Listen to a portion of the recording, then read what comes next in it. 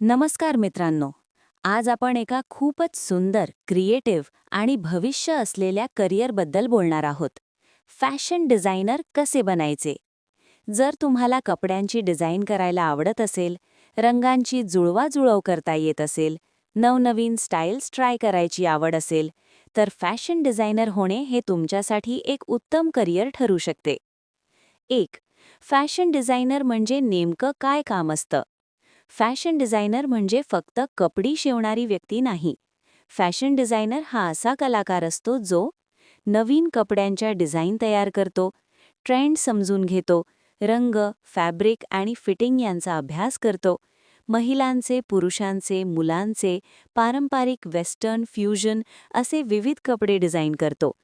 Blouse, dress, sari, घागरा, कुर्ती, गाऊन, pant, frock हे सगळे कपडे एखाद्या फॅशन डिझायनरच्या कल्पनेतूनच तयार होतात.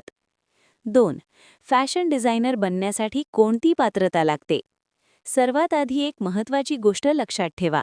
फॅशन डिझायनर बनण्यासाठी डिग्रीपेक्षा तुमची कला जास्त महत्त्वाची असते. तरीसुद्धा 10वी किंवा 12वी पास असणे फायदेशीर. आर्ट, ड्रॉइंग, शिवणकामाची आवड असणे, रंग ओळख, फॅब्रिक समज असणे. जर तुमच्याकडे हे गुण असतील तर तुम्ही नक्कीच फॅशन डिझायनर बनू शकता. 3.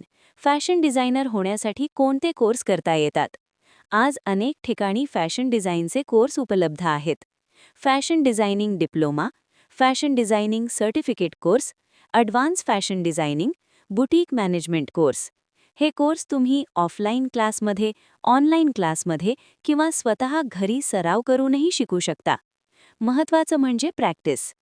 4. ड्रॉइंग आणि स्केचिंग का महत्त्वाचं आहे? फॅशन डिझायनरला आपली कल्पना कागदावर उतरवता आली पाहिजे. त्यासाठी basic figure drawing, blouse, sleeve, neck design, ड्रेसचे स्केच. सुरुवातीला परफेक्ट ड्रॉइंग जमले नाही तरी चालते. हळूहळू प्रॅक्टिस केल्याने सगळं जमायला लागतं.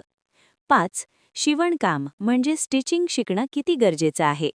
खूप लोक विचारतात, डिझायनरला शिवणकाम यायला हवं का? उत्तर आहे, हो, नक्कीच. तुम्हाला माप कसं घ्यायचं, कटिंग कशी करायची, ब्लाउज, ड्रेस, फ्रॉक स्वतःचा स्टाईल व ओळख, सिग्नेचर स्टाईल तयार करा. फॅशन डिझायनर म्हणून ओळख निर्माण करण्यासाठी तुमचा स्वतःचा वेगळा स्टाईल असणं खूप महत्त्वाचे आहे. तुम्हाला कोणत्या प्रकारचे डिझाईन जास्त आवडते?